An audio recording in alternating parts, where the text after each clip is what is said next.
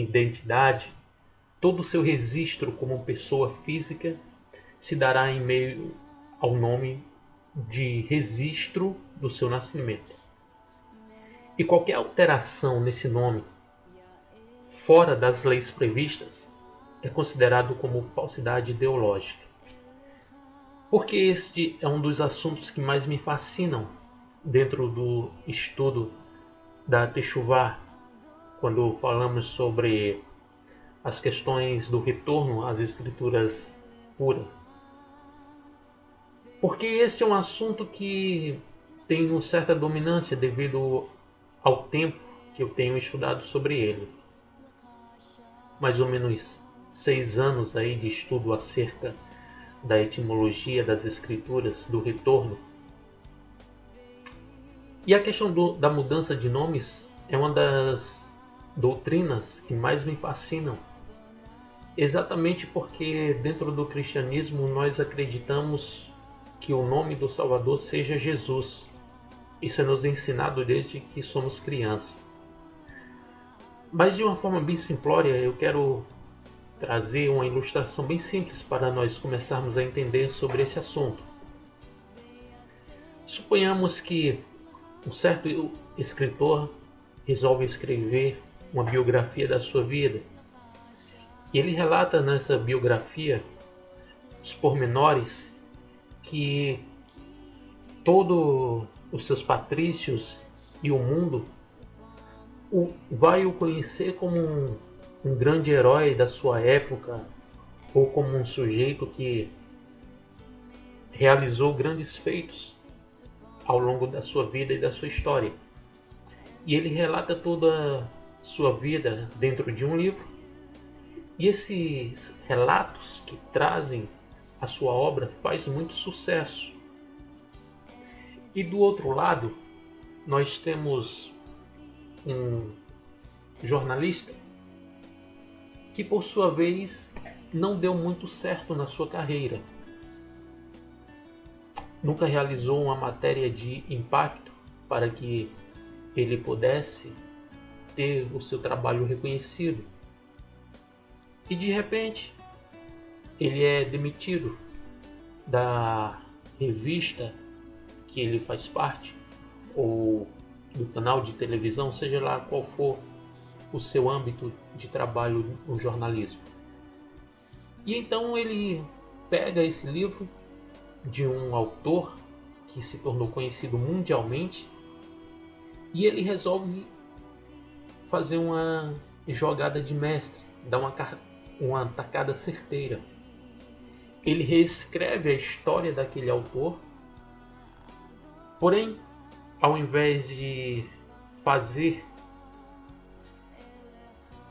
porém, ao invés de ele colocar a assinatura daquele autor e apenas fazer alguns acréscimos com o seu ponto de vista, que seria algo muito mais digno, ele resolve avogar para si os direitos autorais da vida daquele autor e coloca naquela obra o nome de um personagem, criando assim um outro personagem surreal daquele que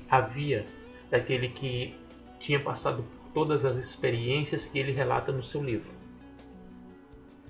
E se isso acontece, esse crime é chamado de...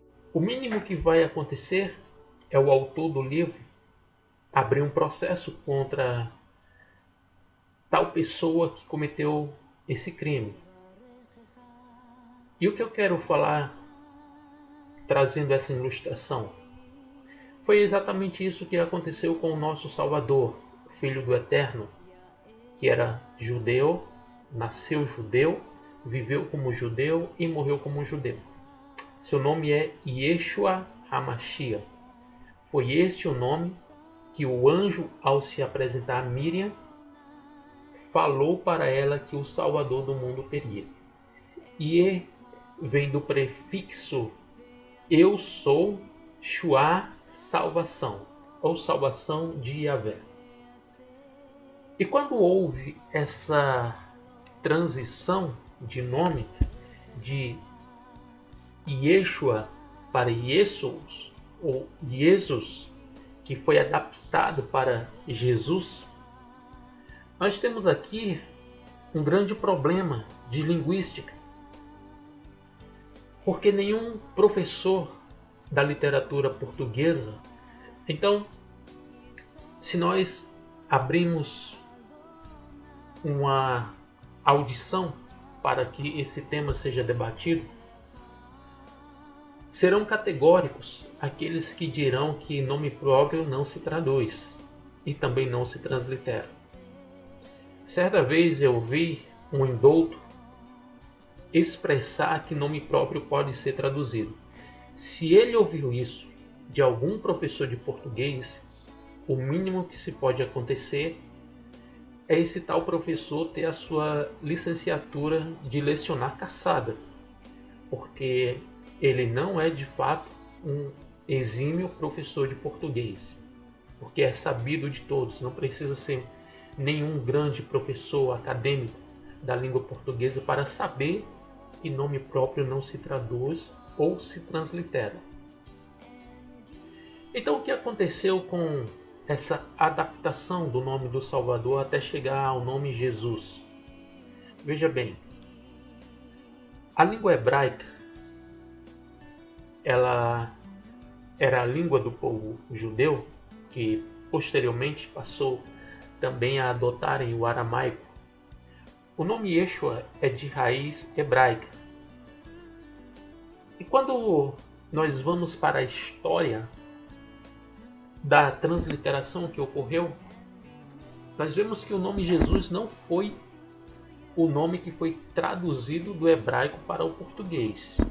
Esta é uma realidade que talvez muitos não saibam. O nome Yeshua foi transliterado para a língua grega e ele tomou forma de transliteração para o nome Iesos ou Jesus. E posteriormente, depois da transliteração, surgiu agora uma adaptação do nome Iesos para o nome Jesus. Então veja que a transliteração aqui não é nem do nome Yeshua para Jesus, direto um para o outro. Então essa polaridade entre nomes vai gerar um grande conflito em identidade ideológica. Porque o herói que nós conhecemos, o filho de Hashem, que se despiu da sua kevod, da sua majestade, do seu esplendor, veio à Terra, nasceu de maneira virginal, de uma forma sobrenatural, passou todo o período da sua vida se preparando para assumir o ministério do Mashiach, que é o ungido do Eterno, para salvar a humanidade. Aos 30 anos, dá início ao seu ministério. Passa 3 anos e meio formando discípulos e atraiu vários seguidores.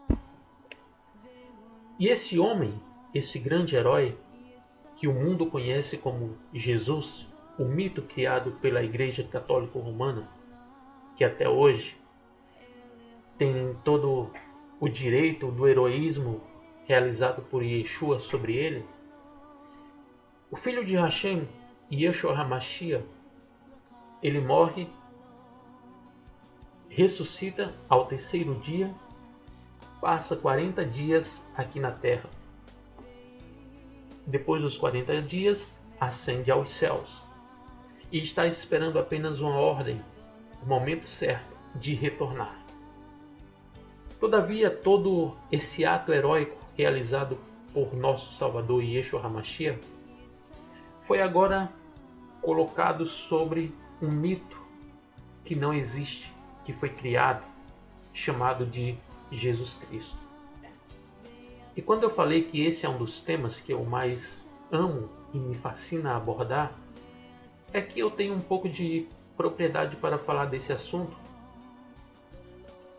Então eu quero apenas mostrar algumas coisas relacionadas a esse tema que para mim é um dos temas mais fascinantes. E aqui eu compartilho com vocês. Veja bem, ao contemplar esse assunto, o imperativo de nossa reflexão tem a tímida proposta de trazer à baila algo que nos parece pouco observado pelos cientistas da religião, mas que nos apresenta inteiramente real e compreensível, pois trata-se de inquirir sobre um motivo discendente que toma de assalto, em curto espaço de tempo, as comunidades cristãs, apresentando como sustentáculo a ideia de se resgatar o verdadeiro nome do Messias de Israel, tal qual foi anunciado pelo anjo a Miriam. O que nos parece inusitado é o fato de cristãos percorrerem um caminho quase que inverso, isto é, resgatando raízes judaicas, começando pela remissão do nome de origem como único caminho de acesso ao Pai e de ser ouvido pelo Messias. Aliado a isso, algumas práticas de culto que entendem não terem sido abolidas na cruz com Yeshua são considerados pertinentes como forma de adoração em movimento que em alguns locais são denominados testemunhas de Yeshua, adventistas, bereanos e congregação da Beit Shammai. Dentre outras, iniciam seu deslocamento religioso, postulando que o nome Jesus resulta de uma progressiva mudança, primeiro para o grego, que transliterado para o português passa a ser Jesus, e posteriormente para o latim, sob a forma Jesus. Daí porque o nome do Salvador distanciou-se cada vez mais do original dado em Jerusalém, que é Yerushalayim, por um outro grego criado em Antioquia. No entendimento desse grupo religioso, a troca do nome do Messias teria sido profetizado por Jeremias, que foi outro nome que infelizmente foi transliterado. Não só o nome do profeta Yirmiyahu, mas todos os personagens bíblicos tiveram seus nomes modificados. Então veja só, no entendimento desse grupo religioso, a troca do nome do Messias teria sido profetizado por Yirmiyahu, aproximadamente entre os anos 640 até 609 antes do Messias, conforme está escrito em Yirmiyahu, capítulo 11, versículo 18 e 19, que diz o seguinte: Yahvé me fez conhecer e conheci naquela ocasião. Tu me fizeste ver os teus atos, mas como cordeiro manso que é levado ao matadouro, não sabia que eles tramavam planos contra mim. Destruamos a árvore em seu vigor, arranquemo-la da terra dos vivos, e seu nome não será mais lembrado. Tanto o nome do Eterno como o nome do Filho foram esquecidos. Caminhos e parcerias, o contexto histórico messiânico, a teoria mística da linguagem, a filosofia da linguagem, a linguagem e o mito. Pretendemos retomar alguns pontos nodais em torno da celeuma criada pela extenuação do nome hebraico Yeshua. O nome Yeshua é formado de duas partes. A primeira, Ye, é a forma abreviada do nome próprio hebraico de Yahvé. A segunda, Shua, é a palavra hebraica que significa salvação. Impressiona pela riqueza de informações e detalhes que cobrem desde a questão do nome Jesus, chegando às implicações teológicas imbuídas nesse processo. Assim, o professor e estudioso judeu messiânico é incisivo em afirmar, conquanto nossa reflexão se apresenta mais como um convite a pesquisar essa controvérsia, uma vez que para os estudos da linguagem, do mito, da verdade e da fé, essa tese é imprescindível. Porém, o indivíduo surge magnitude, não pode ser abordada em sua completude em espaço tão exíguo como esse trabalho. Pelo viés da filosofia da linguagem e especificamente pela conexão entre linguagem e mito, dos pressupostos da teoria mística da linguagem e mediante a redescrição da realidade histórica messiânica, acreditamos que pode ser possível desestabilizar o nome Jesus, solidificado no mundo cristão, em detrimento da extenuação do nome Yeshua, restabelecendo novos limites mais extensos para a construção do sentido do nome que é expoente de salvação para todos que aceitam o Messias de Israel como enviado de Deus, ou Elohim, que seria o mais correto aqui. No intuito de agregar argumentos sobre o contexto histórico messiânico, recorremos à fala do professor de judaísmo e filosofia judaica, Dr. Dan Ben Abraham, em entrevista concedida ao Dr. King no programa Debatendo a Verdade, na Califórnia, Estados Unidos, em fevereiro de 2006.